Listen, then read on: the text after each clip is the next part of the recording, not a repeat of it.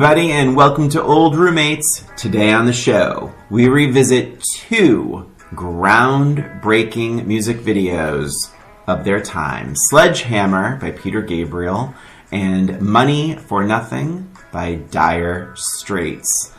Stick around, grab your MTV t-shirt, because we know you have one. Everyone does. And stay tuned.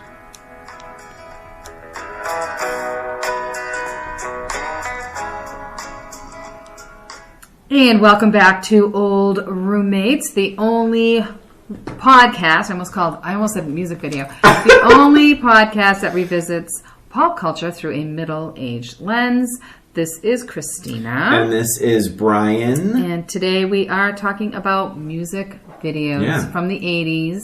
Yeah. The MTV classics. Yeah.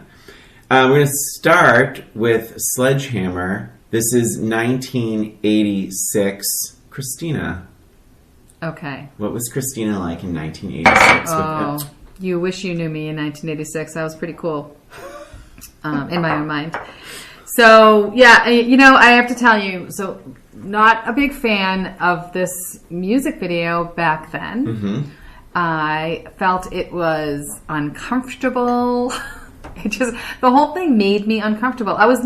Truth be told, I was never a big fan of the song itself, or even Peter Gabriel. I don't know of any songs that I really loved, so it might not have just even been my style of music. Yeah. But the video, I remember seeing it and thinking it was interesting, but it made me uncomfortable.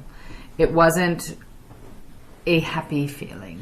What do you mean by uncomfortable? Like, because it was stop motion? And... I think that's what it was. It was just, it just was all skippy and stop motion animation the whole time. And it was like, I don't mind that a little bit, but the whole entire video, what was it, like 4.5 minutes long? Yeah. That's a bit much. Yeah.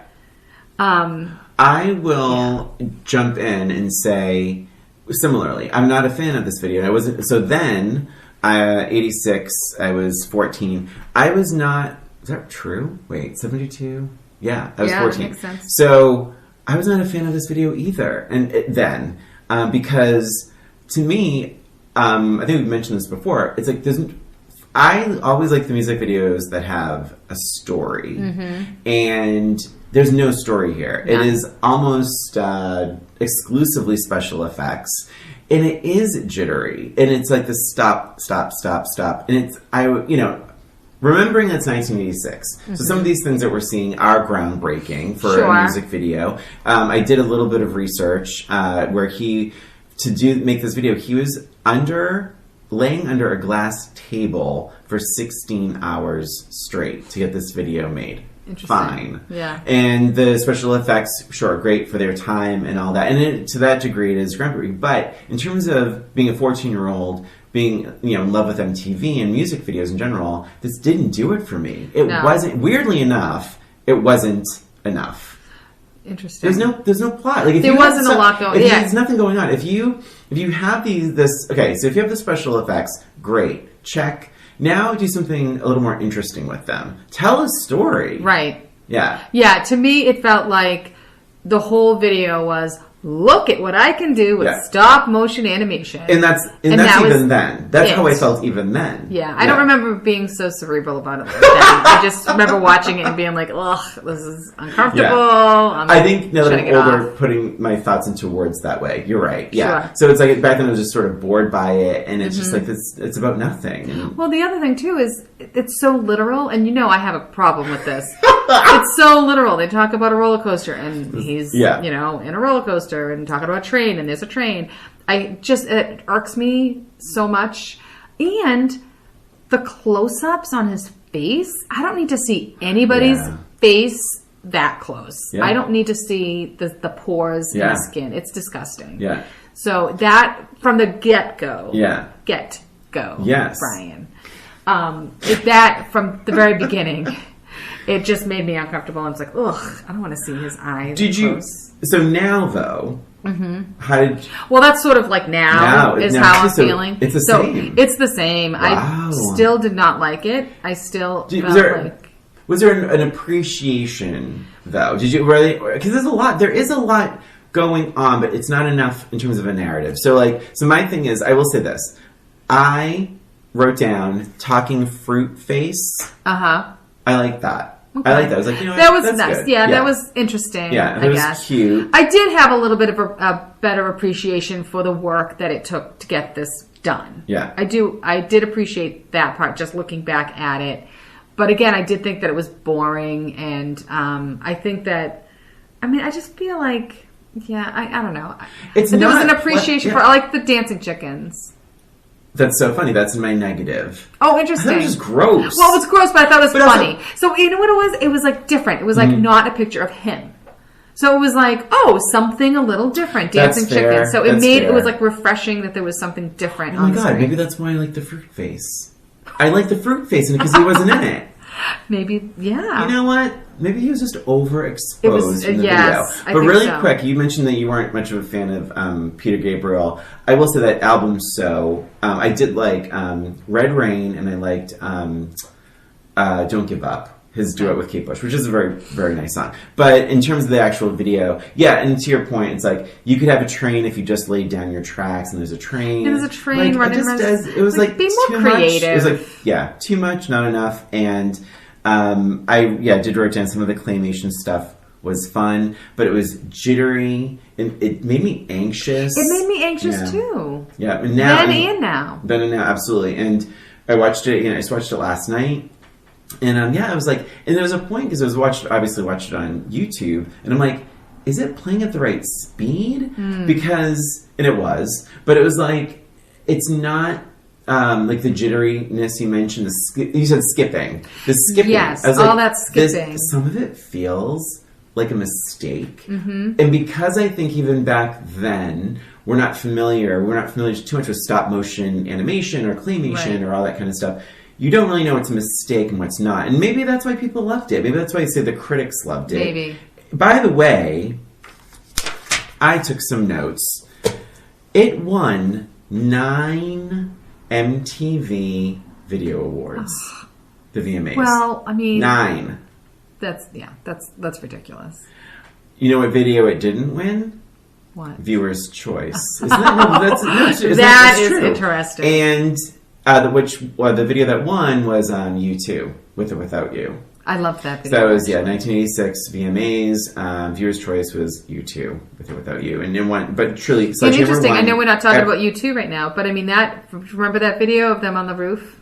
Well, wait. So that was. Oh, that's the Straits. Where the Straits have them. Never mind. That's the one I liked. Never mind. Yeah, With or Without You is like all the shadowy love scenes and stuff. I like that video, but very moody. Do you know what one female? There's no way. We can guess. Wait. Let me guess. Okay. What year was it? So it's 86. So the video is 85. 85. Female video of the year. Female video. I could say something. Year. It's really funny actually. When I was like, oh my god. Is it like Laura Branigan or something? No, it's something that we talked about. Oh, it's something we talked about. Cyndi Lauper. Oh no. Madonna, Papa Don't Preach. Oh, Papa Don't Preach. I almost thought, when you were saying that, I almost thought that Madonna was too obvious of a choice. I'm like, it's got to be something obscure. And I think, and even like the Video Vanguard Award, this was a big deal. So it's just the technology involved to create the video is probably what put it into that category of. And I have a hard time separating do you like the song Sledgehammer? I didn't even like the song. I didn't even like the song. And that was a big hit too. And it was. But was it a hit because of the video? I think it was a hit because of the video. I don't really know. I don't know. I will say that some interesting trivia is that when Sledgehammer made it into the #1 spot, the song it kicked off, which I think I'm right. I think this is true. I think Sledgehammer is the only #1 song I think he's had. He's had hits, but the only #1 song. But the song it kicked out of the #1 spot was Invisible Touch by Genesis, which was his old band. Interesting. Yeah, so that must have been pretty satisfying for him. I think so. But do we have anything else to say about this? I don't know. Only I will say that when I think I was in 5th grade, I did dabble with some stop motion animation. And Really? I made a little film. We had like a little group in school, and we had to create a film, and we used the stop motion animation. So maybe that's why I wasn't that impressed with it too. Oh, wow.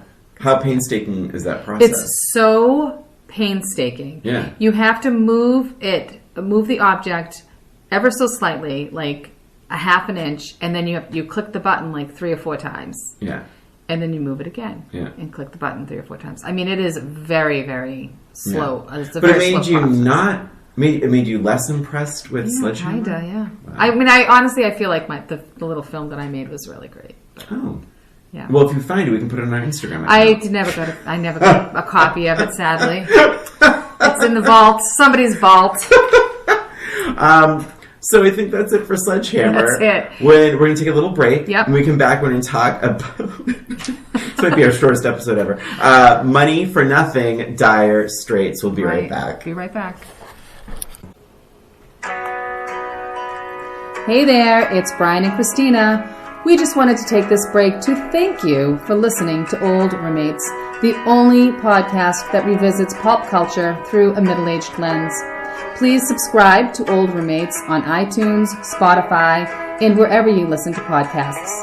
And give us a rating or review while you're there. And if you have any questions, comments, or observations, shoot us an email at oldroommatespod@gmail.com. And follow us on Facebook, Twitter, and Instagram at Old Roommates. Thanks for listening, and now, back to the show. And we're back with our music video episode, talking about 2 groundbreaking, award-winning videos, Sledgehammer, Peter Gabriel, which we just discussed, and now Money for Nothing, Dire Straits. The year is 1985. Christina, we already know where we were at this point, so... Yes. I don't know. I honestly, not a big fan of this video either. So now.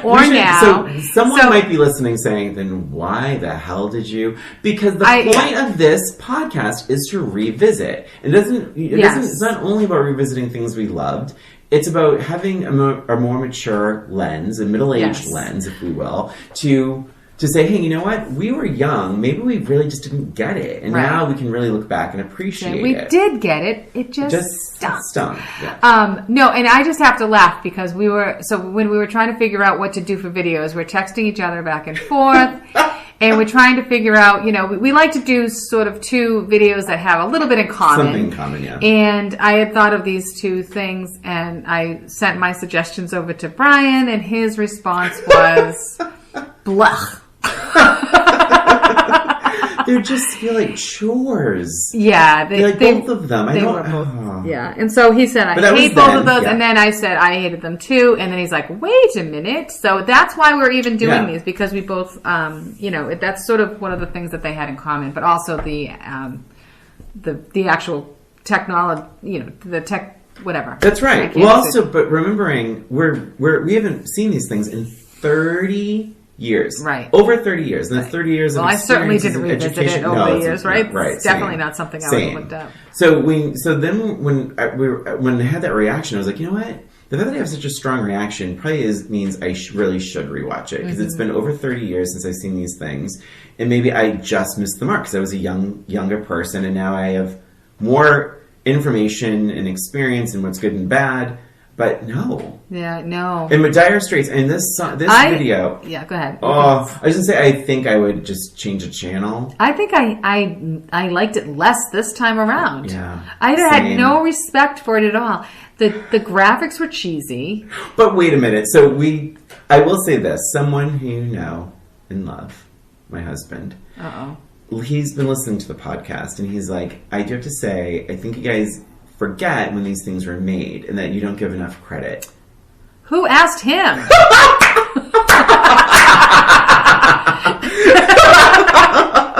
He's gonna listen just to this. Kidding. No, but I mean, we love you, Carl. Even for the time, listen, I think we're being honest. I found this video when I was young, creepy as fudge, and I watched it last night.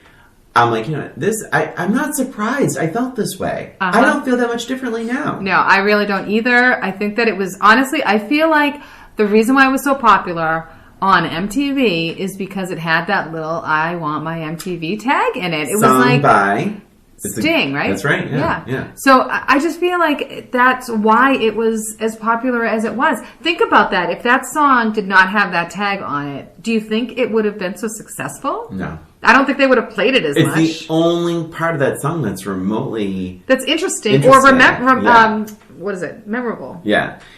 It's not I don't like the song. And actually, maybe that says something. If you imagine, like, the number of 80s songs that are still played on radio, and even, like, Blast from the Past and all this... The things we're talking about right now are never played. No. When was the last time we heard Sledgehammer? Right. When was the last time we heard Money for Nothing? Like, so I think what's going on is, like, it captured a certain technique. This Money for Nothing, this video won Video of the Year. Oh. So wait, it was the MTV award? MTV Award, yeah. Well, and this is Video of the Year, and this is the third annual MTV Music Video Awards. It won Video of the Year. Fine. The song was number 1 for 3 weeks. I think Sting played a bit to do with that. Was he involved in, like, the actual production of it, or was he just sort of a special guest singer? That I don't know. I wonder. I don't know. And I'll tell you, I've said earlier that I like stories in my music videos. The story here is that he fell asleep. The animated technician guy was supposed to fix the TV and then fell asleep, and then he woke up at the end. It was just dumb. I forgot that they were even watching the TV, the video, the concert on the TV. Yeah. I forgot about that. But I felt like the concert footage was awful. Boring. When you think about like the Twisted Sister concert video, right? The footage rather. Yeah. And it was so great and like fun. Yeah. And then this was just bad. With the little squiggles of neon. And it did not make me want to go to a concert.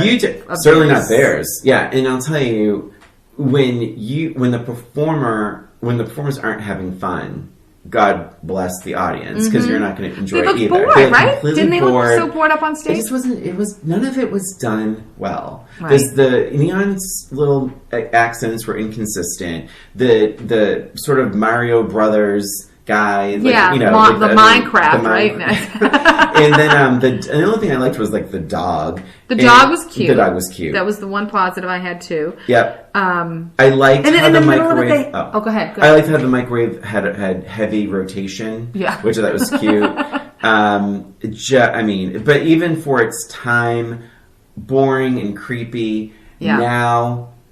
Even more boring, less creepy, but more boring. I mean, it's kind of... Again, it's still literal. Like, they're talking about microwaves. They're carrying a microwave. That's right. Carrying a TV. Yeah.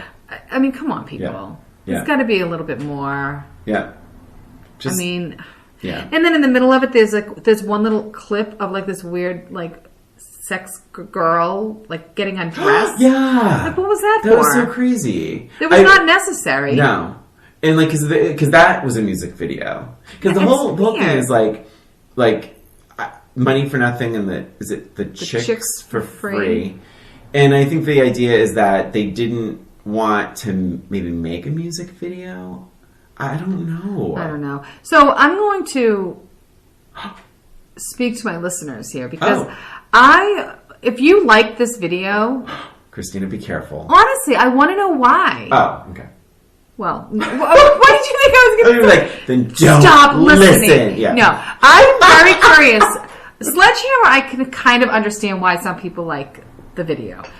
But I just don't really understand what would be interesting. Like, why would it win those awards? Somebody please enlighten me. Send me an email at oldroommatespod@gmail.com or, comment on our Facebook page or something. But I'm really curious as to know what you liked about it. Am I missing something? Yeah, and by the way, I'll add something different from the song itself. Like, we're talking about the music video. Right. So don't say, oh, well, Sting. It's not about that. It's like, what do you like with this music video? Because unless you are really interested in early sort of animation, but it's not... Is it a certain kind of... It's like I don't know. It's a certain kind of animation? I don't know. It was like a cartoon. Like, it wasn't that... I don't think there was much to it aside from, the the TV actually had real footage in it. All right, I just did some quick Googling. Oh, boy. The video is one of the first uses of computer-animated human characters. Okay. So it's computer So it's animation, computer graphics. and was considered groundbreaking at the time of its release. You So, know what? More all right. power to them, but Yeah. make it good. Again, going back to what the hell? Sledgehammer. Is that like you have fine? You have the skills, you have the technology, you have the artists. Now I'm telling fucking somewhat sorry, somewhat passionate about this. No, you know why? Give Just us tell a story. Give Don't us just show us you know how to do the stupid graphics. Exactly. Thank you. You know, it's like the Pong of Listen, of music videos. any artist out there, musical artist, video, animation, whatever art you're into, whatever you're doing, like just give it more of a reason than to show off. It's not enough to just show it on screen. Give it some meaning. No one in Dire Straits Money for Nothing seems invested in this idea. Right. Peter Gabriel laid under a table for 16 hours and really had nothing to say. So if you're going to spend 16 hours under a glass table, do it for a really great reason, not just to show off. I guess they didn't have to, though. I guess they didn't have to tell us. Well, they won to get awards. their That's true. You know what? And we're talking about it today, 30 years later. So, I mean, whatever. The joke's on us, I guess. It'd be interesting to see who survives the vaults. Well, now it's time for that. So here it is. Absolutely. I'm not writing not it even down. sure I I'm not writing it down. Oh, I know what I'm going to say. I think in terms of... All right, this let me is think pretty about it easy, first. You know what? actually. You're right. It is kind of easy. Now that I'm thinking about it, yeah, you're right. The music video... Excuse me. The music video that will go to the vault. So the other one is going to perish forever, never to be seen again. Never to be seen again. Sorry, guys. So we need to save one for those of you who have not heard this before. We're saving one video. Are we going to say it together? Sledgehammer or Money for Nothing? What do you think? 1, 2, 3. Sledgehammer. Easy. Yeah, you're right. It was after I started thinking about it. I'm like, I of mean, course. it didn't... I don't even want to ever see Money for Nothing again. I don't even have an emotional reaction to this. It's strange. I don't understand it. Maybe that was... It's really bad, you guys. Maybe that was the point of it. Maybe that was their intention, is to just sort of get some sort of reaction. How art can be like that. It's not, if there's a reaction, it's a good thing. Maybe it's the anti-video. We don't know. Maybe they had other reasons. I didn't do enough research. Maybe that's part of the song. Like maybe it's like, I want my MTV, but well, then sort of MTV like in an ironic way. Interesting.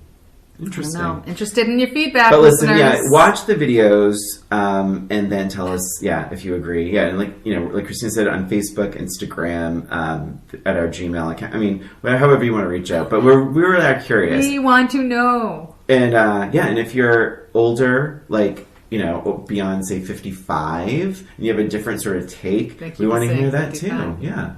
So I think that's it, right? Yeah, that's it. And that's it for Old Roommates. Thanks for listening. Please subscribe to Old Roommates on iTunes, Spotify, Stitcher, and wherever you listen to podcasts. And give us a rating or review while you're there, please. If you have an idea for the show, a suggestion, or a comment, email us at oldroommatespod@gmail.com. And don't forget to follow us on Facebook, Twitter, and Instagram at Old Roommates. This is Christina. And this is Brian. Thanks again for listening. Till next time.